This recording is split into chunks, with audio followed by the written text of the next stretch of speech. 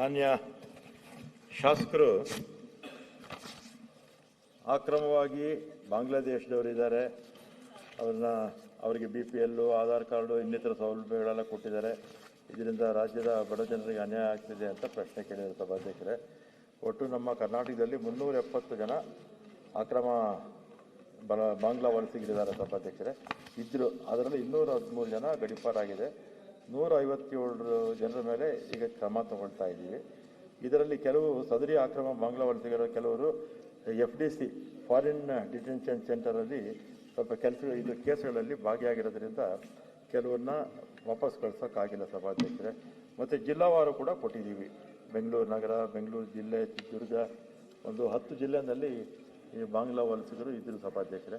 ಅದರಲ್ಲಿ 157 ಜನ ಬಾಕಿ ಇದ್ದಾರೆ. ಅದನ್ನು ಕೂಡ ಅವ್ರನ್ನ ಆದಷ್ಟು ಬೇಗ ವಾಪಸ್ ಕಳಿಸ್ತೀವಿ. ಮತ್ತು ಇನ್ನೊಂದು ಬಾಂಗ್ಲಾ ಹಿಂದೂ ಕಾರ್ಯಕರ್ತರಿಗೆ ಪೊಲೀಸರಿಂದ ಕಿರುಕುಳ ಆಗ್ತಿರೋ ಬಗ್ಗೆ ಯಾವುದೇ ಪ್ರಕರಣಗಳು ಇದುವರೆಗೂ ದಾಖಲಾಗಿಲ್ಲ ಸಭಾಧ್ಯಕ್ಷರೇ. ಒಂದು ಈ ಶಿರೂರ್ ಅಂತ ನಾಗೇಂದ್ರಪ್ಪ ಶಿರೂರ್ ಅಂತ 24/1/26 ವಿಧಾನಸೌಧ ಮುಂದೆ ವಿಷ ಸೇವನೆ ಮಾಡಿ ಆತ್ಮಹತ್ಯೆಗೆ ಪ್ರಯತ್ನ ಮಾಡಿದರು. ಅವ್ರ ಮೇಲೆ ಸೋಲ್ದೇವನಹಳ್ಳಿನಲ್ಲಿ ಪೊಲೀಸ್ ಠಾಣೆ 30 MS 38/2026 ಅವ್ರ ಮೇಲೆ ಒಂದು ಕೇಸ್ ಇತ್ತು. ಅದು ನಾನ್ ವೆಲಬಲ್ ಕೇಸು. ಅವ್ರನ್ನ ಅರೆಸ್ಟ್ ಮಾಡೋದನ್ನು ತಪ್ಪಿಸ್ಕೊಳ್ಳೋದಕ್ಕೆ ಬಂದು ವಿಧಾನಸೌಧ ಮುಂದೆ ಆತ್ಮಹತ್ಯೆಗೆ ಪ್ರಯತ್ನ ಮಾಡಿದ್ರು ಸಭಾಧ್ಯಕ್ಷರೇ. ಇಷ್ಟು ಬಿಟ್ಟರೆ ಬೇರೆ ಯಾವ ಕೇಸು ಯಾರಿಗೂ ಕಿರುಕುಳ ಕೊಡುವಂಥದ್ದು ಯಾವ ಕೇಸು ಕೂಡ ದಾಖಲೆ ಆಗಿಲ್ಲ. ಓಕೆ, ಸನ್ಮಾನ್ಯ ಅಧ್ಯಕ್ಷರೇ, ಒಂದಂತೂ ಸತ್ಯ, ಕರ್ನಾಟಕದಲ್ಲಿ ಈ ಬಾಂಗ್ಲಾದೇಶಿಗಳು ಇವತ್ತು ಇದ್ದಾರೆ ಅನ್ನುವಂಥದ್ದನ್ನು ರಾಜ್ಯ ಸರ್ಕಾರ ಇವತ್ತು ಒಪ್ಪಿಕೊಂಡಿದೆ. ಇವತ್ತು ಸುಮಾರು 10 ಜಿಲ್ಲೆಯಲ್ಲಿ ಅವರು ಸುಮಾರು 370 ಜನ ಅಕ್ರಮವಾಗಿ ಬಾಂಗ್ಲಾದೇಶಿಯವರು ನಮ್ಮ ದೇಶದಲ್ಲಿ ಇದ್ದಾರೆ ಅನ್ನೋಂಥ ಮಾಹಿತಿಯನ್ನು ಸರ್ಕಾರ ಕೊಟ್ಟಿದೆ. ಆದರೆ ಭಾಳ ಆಘಾತಕಾರಿ ಮತ್ತು ಭಾಳ ಭಯಾನಕ ಪರಿಸ್ಥಿತಿ ಬೆಂಗಳೂರು ಮಹಾನಗರದಲ್ಲಿ ಸುಮಾರು ಒಂದು ಅಂದಾಜಿನ ಪ್ರಕಾರ ಸುಮಾರು 25 ಲಕ್ಷಕ್ಕಿಂತ ಹೆಚ್ಚು ಅಕ್ರಮ ಬಾಂಗ್ಲಾದೇಶಿಯರು, ರೋಹಿಂಗ್ಯಾಗಳು ಇಲ್ಲಿ ಮತ್ತು ಅನೇಕ ಜಿಲ್ಲೆಗಳಲ್ಲಿ, ಅದರಲ್ಲಿ ವಿಶೇಷವಾಗಿ ಕಾಫಿ ತೋಟಗಳಲ್ಲಿ, ಮಾಲ್ಗಳಲ್ಲಿ, ಶಾಪಿಂಗ್ ಮಾಲ್ನಲ್ಲಿ, ಸೆಕ್ಯೂರಿಟಿಯಲ್ಲಿ ಮತ್ತು ಇನ್ನಿತರ ಅನೇಕ ಕಡೆ ಇವತ್ತು ಬಾಂಗ್ಲಾದೇಶಿಯರು ITBTಯಲ್ಲಿ ಈ ರೀತಿ ಅನೇಕ ಕಡೆ ನಕಲಿ ಆಧಾರ್ ಕಾರ್ಡ್ಗಳನ್ನು, ನಕಲಿ ರೇಷನ್ ಕಾರ್ಡ್ಗಳನ್ನು ಮಾಡಿ ಇವತ್ತು ರಾಜ್ಯದಲ್ಲಿ ಈ ಒಂದು ದೊಡ್ಡ ಜಾಲ ಇವತ್ತು ನಮ್ಮ ರಾಜ್ಯದಲ್ಲಿ ಒಂದು ಭಯಾನಕ ಪರಿಸ್ಥಿತಿ ನಿರ್ಮಾಣ ಆಗಿದೆ. ಇದೇ ರೀತಿ ನಾವು ಸರ್ಕಾರ ಭಾಳ ಕಡಿಮೆ ಸಂಖ್ಯೆಯಲ್ಲಿ ಇವತ್ತು ಕಂಡಿರುತ್ತೆ. ಅಂದರೆ ಕರ್ನಾಟಕದ ಇಂಟೆಲಿಜೆನ್ಸ್ ಏನಿದೆ, ಪೊಲೀಸ್ ಇಂಟೆಲಿಜೆನ್ಸ್ ಸಂಪೂರ್ಣ ಫೇಲ್ಯೂರ್ ಆಗಿದೆ. ಯಾಕಂದರೆ ಇಷ್ಟರಲ್ಲಿ 25 ಲಕ್ಷಗಟ್ಟಲೆ ಜನ ಇದ್ದಾರೆ ಅಂದಮೇಲೆ ಇವತ್ತು ಬೆಂಗಳೂರಿನಂಥ ಊರಿನಲ್ಲಿ ದರೋಡೆ ಆಗ್ತಾಯಿದೆ. ಆ ದರೋಡೆಗಳಲ್ಲಿ ಸುಮಾರು 600 ಮೀಟ್ರು ನೆಲ ಹಡ್ಡಿ ಬಂಗಾರ ಕಳು ಮಾಡಿದಂಥ ಅನೇಕ ಪ್ರಕರಣಗಳು 2024ರಲ್ಲಿ ಸನ್ಮಾನ್ಯ ಅಧ್ಯಕ್ಷರೇ ಬೆಂಗಳೂರಿನಲ್ಲೇ ಸಹ ಇವತ್ತು ದೊಡ್ಡ ಪ್ರಮಾಣದಲ್ಲಿ ಇವತ್ತು ದರೋಡೆ. ಅದೇ ರೀತಿ ಎಲ್ಲ ಜಿಲ್ಲೆಗಳಲ್ಲಿ ಕಾಟೇದಾರ್ ಅನ್ನುವಂಥ ಏಜೆಂಟ್ರು ಬಾಂಗ್ಲಾದಿಂದ ಒಳಗೆ ಬರಲಿಕ್ಕೆ ಏನೇನು ವ್ಯವಸ್ಥೆ ಮಾಡಬೇಕು, ಈಗ ತಾವು ಅವ್ರ ನಕಲಿ ಆಧಾರ್ ಕಾರ್ಡು, ಪ್ಯಾನ್ ಕಾರ್ಡು ಮತ್ತು ರೇಷನ್ ಕಾರ್ಡ್ಗಳನ್ನು, ವೋಟರ್ ID ಸುಮಾರು 20-25 ಸಾವಿರ ರೂಪಾಯಿ ಹಣ ತಗೊಂಡು ಇಲ್ಲಿ ಕೊಡೋದ್ರಿಂದ ಇಡೀ ಕರ್ನಾಟಕದ ವಾತಾವರಣ ಪಶ್ಚಿಮ ಬಂಗಾಳದಂತೆ ಇಲ್ಲಿಯೂ ಸಹ ಒಂದಿಲ್ಲ ಒಂದು ದಿವಸ ಯಾವ ರೀತಿ ಪಶ್ಚಿಮ ಬಂಗಾಳದಲ್ಲಿ ಇವತ್ತೊಂದು ಭಯಾನಕ ಸ್ಥಿತಿ, ಹಿಂದೂಗಳ ರಕ್ಷಣೆ ಇಲ್ಲಾರ್ದಂಗಾಗಿದೆ, ಅದೇ ಪರಿಸ್ಥಿತಿ ಇವತ್ತು ಕರ್ನಾಟಕದಲ್ಲಿ ಆಗ್ತಾ ಇರೋದ್ರ ಕಾರಣ ನಾನು ಸರ್ಕಾರಕ್ಕೆ ಆಗ್ರಹ ಮಾಡ್ತೀನಿ. ಈ ಎಲ್ಲ ಯಾರ್ಯಾರು ನುಸುಳುಕೋರಿದ್ದಾರೆ, ಯಾರು ಬಾಂಗ್ಲಾದೇಶಿಯರಿದ್ದಾರೆ, ಯಾವ ಕಾಫಿ ಎಸ್ಟೇಟ್ನಲ್ಲಿ ಆಯಾ ಜಿಲ್ಲೆಯಲ್ಲಿ ಆಯಾ ಅಧಿಕಾರಿಗಳನ್ನ ಒಂದು ವಿಶೇಷ ತಂಡ ಮಾಡಿ, ಅದಕ್ಕೆ ಆದಂಥ ತಂಡ ಮಾಡಿ ಇವರೆಲ್ಲರನ್ನೂ ಈ ದೇಶದಿಂದ ಹೊರಗೆ ದಬ್ಬುವಂಥ ಕೆಲಸ ರಾಜ್ಯ ಸರ್ಕಾರ ಮಾಡಬೇಕು. ಅದ್ರ ಜೊತೆಗೆ ಇವತ್ತು ಹಿಂದೂ ಕಾರ್ಯಕರ್ತರು ಎಲ್ಲೆಲ್ಲಿ ಇಂಥ ಅಕ್ರಮವಾಗಿ ದೇಶದಲ್ಲಿರುವಂಥ ನುಸುಳುಕೋರನ್ನ ಕಂಡುಹಿಡ್ಲಿಕ್ಕೆ ಹೋದರೆ ಅವ್ರ ಮೇಲೇ ಕೇಸ್ ಹಾಕಿ ಅವ್ರಿಗೆ ಚಿತ್ರಹಿಂಸೆ ಕೊಟ್ಟು ಇವತ್ತು ಅವರು ಏನು ಆತ್ಮಹತ್ಯೆ ಮಾಡ್ಕೊಂಥ ಪರಿಸ್ಥಿತಿ ನಿರ್ಮಾಣ ಆಗ್ತದೆ. ಅದಕ್ಕೆ ಸರ್ಕಾರಕ್ಕೆ ನಾನು ಆಗ್ರಹ ಮಾಡ್ತೀನಿ, ನೀವು ಇಡೀ ರಾಜ್ಯದಲ್ಲಿ ಸರ್ವೆ ಮಾಡಿ ಈ ಅಕ್ರಮ ಬಾಂಗ್ಲಾದೇಶಿಯರು ಯಾವ ರೀತಿ ಆ ಬಾಂಗ್ಲಾದಲ್ಲಿ ಇವತ್ತು ಹಿಂದೂಗಳನ್ನು ಸಜೀವವಾಗಿ ದಹನ ಮಾಡುವಂಥ ಕೆಟ್ಟ ಪರಿಸ್ಥಿತಿ ನಾವು ನೋಡ್ತಾ ಇದ್ದೀವಿ. ಆ ಪರಿಸ್ಥಿತಿ ನಮ್ಮ ರಾಜ್ಯಕ್ಕೆ ಬರಬಾರ್ದು, ನಮ್ಮ ದೇಶಕ್ಕೆ ಬರಬಾರ್ದು ಅಂದರೆ ರಾಜ್ಯ ಸರ್ಕಾರ ಕೇವಲ ತನ್ನ ವೋಟ್ ಬ್ಯಾಂಕ್ ಸಲುವಾಗಿ ಅವರನ್ನ ಇಲ್ಲಿ ಸಕ್ರಮ ಮಾಡುವಂಥದ್ದನ್ನ ತಡೆ ಹಿಡಿದಿದ್ರೆ ಒಂದಿಲ್ಲ ಒಂದು ದಿವಸ ಈ ರಾಜ್ಯ ಸಹ ಕರ್ನಾಟಕ ಸಹ ಒಂದು ಪಶ್ಚಿಮ ಬಂಗಾಳ ಆಗ್ತದೆ ಅನ್ನೋ ಎಚ್ಚರಿಕೆ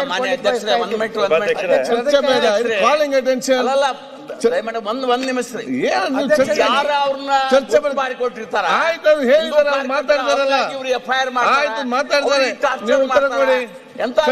ಬಾಂಗ್ಲಾದೇಶ ಚರ್ಚೆ ಮಾಡಿದ್ರಲ್ಲಿ ಅವ್ರು ಉತ್ತರ ಮಾತಾಡ್ತಾರೆ, ಮಾತಾಡಿ ಸಚಿವ ಕೊಡಿ. ಆಯ್ತು, ಯಾಕೆ ಮತ್ತೆ ಅದನ್ನೇ ಮಾತಾಡ್ತೀರಿ? ಬೇರೆ ನೀವು ಬೇರೆ ಮತ್ತೆ ಮಾತಾಡೋಕೆ ಮಾತಾಡಿ, ನಾಳೆ ಮಾತಾಡೋಕೆ ಮಾತಾಡಿ, ರಾಜ್ಯಪಾಲ ಭಾಷೆಯಲ್ಲಿ ಮಾತಾಡಿ. ನೀವು ಹಿಂದೂ ಕಾರ್ಯಕರ್ತರ ಆಯ್ತು, ರಾಜ್ಯಪಾಲ ಭಾಷೆಯಲ್ಲಿ ಏನ್ ಬೇಕಾದ್ರೂ ಮಾತಾಡಿ. ಈಗ ಇದು ಕಾಲಿಂಗ್ ಅಟೆನ್ಷನ್ ಉತ್ತರ ಕೊಡ್ತಾರೆ ಇಲ್ಲಿ. ಇಲ್ಲ ಅಧ್ಯಕ್ಷರೇ, ಉತ್ತರ ಕೊಡಿ. ಅಷ್ಟೇ ಅಲ್ಲ, ಉತ್ತರ ಕೊಡಿ ಅಲ್ಲಿ. ಆಯ್ತಪ್ಪ, ಈಗ ನೀವು ಮತ್ತೆ ಅವ್ರು ಕೇಳಿದ್ದಾರೆ, ನೀವೇನ್ ಮಾಡ್ತೀರಿ? ಅವರಲ್ಲಿ ಪ್ರಶ್ನೆ ಕೇಳಿದ್ದು, ನೀವು ಮಾತಾಡಿ. ಸಭಾಧ್ಯಕ್ಷ ಆಯ್ತು. ಮಾನ್ಯ ಯತ್ನಾಳ್ ಅವರು ಬೆಂಗಳೂರು ನಗರದಲ್ಲಿ ಇರ್ತಕ್ಕಂಥದ್ದು 1,40,00,000 ಜನ ಸಭಾಧ್ಯಕ್ಷರೇ, 25 ಲಕ್ಷ ಜನ ಬಾಂಗ್ಲಾದೇಶರಿದ್ದಾರೆ ಅಂತ ಅವ್ರು ಹೇಳ್ತಾ ಇದ್ದಾರೆ. ಕರ್ನಾಟಕದಲ್ಲಿ ನಾರ್ತ್ ಈಸ್ಟ್ನವ್ರು ಇದ್ದಾರೆ, ಅವ್ರು ಯಾರು ಬಾಂಗ್ಲಾದವರಲ್ಲ. ಮಿಜೋರಾಮು ಇದೆಲ್ಲ 5-6 ಸ್ಟೇಟ್ಸ್, ಸಣ್ಣ ಸಣ್ಣ ಸ್ಟೇಟ್ಸ್ ಬೇಕಾದಷ್ಟು ಜನ ಇದ್ದಾರೆ. ಅದೇ ರೀತಿ ವೆಸ್ಟ್ ಬೆಂಗಾಲ್ ಅವರು 8-10 ಲಕ್ಷ ಜನ ಇದ್ದಾರೆ. ಅದೇ ರೀತಿ ಬಿಹಾರ್ನವರು 7-8 ಲಕ್ಷ ಜನ ಇದ್ದಾರೆ. ರಾಜಸ್ಥಾನ್ ಅವರು ಬಹಳ ವರ್ಷ 40-50 ವರ್ಷ ಇದ್ದಾರೆ, ಲಕ್ಷಗಟ್ಟಲೆ ಜನ ಇದ್ದಾರೆ. ತೆಲಂಗಾಣದವರು, ಆಂಧ್ರ ಪ್ರದೇಶವರು, ಕೇರಳದವರು, ತಮಿಳುನಾಡಿನವರು ಇವರೆಲ್ಲ ಲಕ್ಷಗಟ್ಟಲೆ ಜನ ಬೇಕಾದಷ್ಟು ಜನ ಇದ್ದಾರೆ, ಬೇರೆ ಬೇರೆ ರಾಜ್ಯದಿಂದ ಬಂದಿರ್ತಕ್ಕಂಥವ್ರು. ಮತ್ತೆ ನಾನು ಹಿಂದೆ ಗೃಹ ಮಂತ್ರಿ ಕೂಡ ಆಗಿದ್ದೆ ಸಭಾಧ್ಯಕ್ಷರೇ. ಆಗ ಇದೇ ರೀತಿ ಕಂಪ್ಲೇಂಟ್ ಮಾಡಿದಾಗ ಆ ಕೆಲವು ತೋಟಗಳಲ್ಲೆಲ್ಲ ಇದೆ ಅಂತ ಹೇಳಿದ್ರು. ಅವಾಗ ಚಿಕ್ಕಮಗಳೂರು, ಕೊಡಗು ಅವೆಲ್ಲ ನಾವು ಕಂಪ್ಲೀಟ್ ಆಗಿ ಅವೆಲ್ಲ ಒಂದು ಸ್ಪೆಷಲ್ ಸ್ಕ್ವಾಡ್ ಎಲ್ಲ ಮಾಡಿದ್ವಿ. ಈಗಲೂ ಕೂಡ ಬೇಕಾದ್ರೆ ಇನ್ನೊಂದು ಸ್ಕ್ವಾಡ್ ಮಾಡಿ ಎಲ್ಲೆಲ್ಲಿ ಅಕ್ರಮ ವಲಸಿಗರಿದ್ದಾರೆ ಅವನ್ನೆಲ್ಲ ತೆಗೆದು ಹೊರಗೆ ಹಾಕುವಂತ ಕೆಲಸ ಮಾಡೋ ಸಭಾಧ್ಯಕ್ಷರೇ. ಮತ್ತೆ ಈ ಬಾಂಗ್ಲಾದವರು ಎಲ್ಲಿಂದ ಬರ್ತಾರೆ ಸಭಾಧ್ಯಕ್ಷರೇ? ನಮ್ಮ ರಾಜ್ಯದ ಪಕ್ಕದಲ್ಲಂತೂ ಇಲ್ಲ. ನಮ್ಮ ರಾಜ್ಯದ ಪಕ್ಕದಲ್ಲಿರೋ ಯಾವುದು ತಮಿಳುನಾಡು, ಕೇರಳ, ಆಂಧ್ರ ಪ್ರದೇಶ, ಗೋವಾ 5-6 ರಾಜ್ಯಗಳಿದೆ. ಇವರೆಲ್ಲ ಎಲ್ಲಿಂದ ಬರ್ತಾರೆ? ಬಾಂಗ್ಲಾ ಎಲ್ಲಿರೋದೆಲ್ಲಿ? ಬಾಂಗ್ಲಾ ಪಕ್ಕದ ರಾಜ್ಯಗಳು ಯಾವುದಿದೆ? ಬಿಹಾರ್ ಇದೆ, ವೆಸ್ಟ್ ಬೆಂಗಾಲ್ ಇದೆ, ಇನ್ನು ಬೇರೆ ಬೇರೆ ರಾಜ್ಯಗಳಿದೆ, ಮಧ್ಯದಲ್ಲಿ ಬೇಕಾದಷ್ಟು ರಾಜ್ಯಗಳಿದೆ. ಕೇಂದ್ರ ಸರ್ಕಾರ ಅವ್ರನ್ನ ತಡೆಗಟ್ಟಬೇಕು. ಕೇಂದ್ರ ಸರ್ಕಾರ ತಡೆಗಟ್ಟಬೇಕು ಅವ್ರನ್ನ ಯಾಕೆ ಬಿಟ್ರು ಬಾಂಗ್ಲಾದಿಂದ ನಮ್ಮ ರಾಜ್ಯಕ್ಕೆ? ಈಗ ನಾವಂತೂ ನಮ್ಮ ಸರ್ಕಾರ ಬೇಕಾದ್ರೆ ಒಂದು ಸೆಪರೇಟ್ ಒಂದು ಸ್ಕ್ವಾಡ್ ಮಾಡಿ ಹುಡುಕಿ ಬೇಕಾದ್ರೆ ಅಲ್ಲಿರೋರ್ನೆಲ್ಲ ಆಚೆ ಕಳಿಸುವಂತ ಕೆಲಸ ಮಾಡ್ತೀವಿ ಸಭಾಧ್ಯಕ್ಷ. ಅಧ್ಯಕ್ಷರೇ ಒಂದ್ ನಿಮಿಷ ಕೊಡಿ ನೋಡಿ. ಈಗ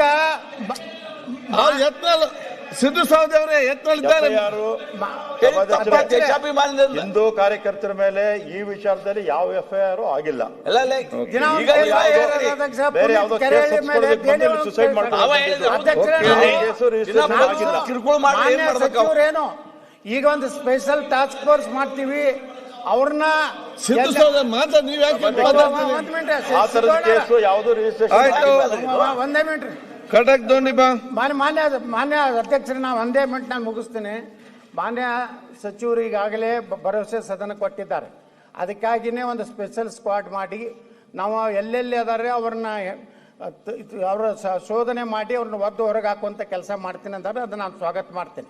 ಅದ್ರ ಜೊತೆಗೆ ಇವತ್ತೇನು ಇವನ್ನೆಲ್ಲ ಕರೆದುಕೊಂಡು ಬರುವಂಥ ದಲಾಲಿಗಳೇನಿದ್ದಾರೆ, ಅವರು ಶಿವಮೊಗ್ಗದಲ್ಲಿದ್ದಾರೆ, ಹಾಸನದಲ್ಲಿದ್ದಾರೆ, ಕೊಡಗಿನಲ್ಲಿದ್ದಾರೆ, ಚಿಕ್ಕಮಗಳೂರಿನಲ್ಲಿದ್ದಾರೆ. ಸುಮಾರು 10 ಜಿಲ್ಲೆಗಳಲ್ಲಿ ಇವ್ರು ಏನಿದ್ದಾರೆ, ಇವರು ವಾಟ್ಸಪ್ ಮೂಲಕ ಪಶ್ಚಿಮ ಬಂಗಾಳ ಮಾತಾಡೋದಿಲ್ಲ. ಆದರೆ ಮಾನ್ಯ ಸಚಿವರು ಹೇಳಿದ್ರು ನಮ್ಮ ದೇಶದ ಗಡಿಯಿಂದ ಬರ್ತಾ ಇದ್ದಾರೆ.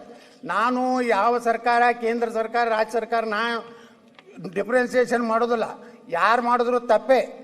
ನಾನು ಮೊದಲು ನನ್ನ ದೇಶ ಸುರಕ್ಷಿತವಾಗಿರ್ಬೇಕಾದ್ರೆ ಈ ದೇಶದ್ರೋಹಿ ಇವರು ಮಾನ್ಯ ಸಚಿವರು ಹೇಳಿದ್ರು ಬಿಹಾರ, ಕೇರಳ, ತಮಿಳು ಅವರೆಂದು ದೇಶದ್ರೋಹಿಗಳಲ್ಲ.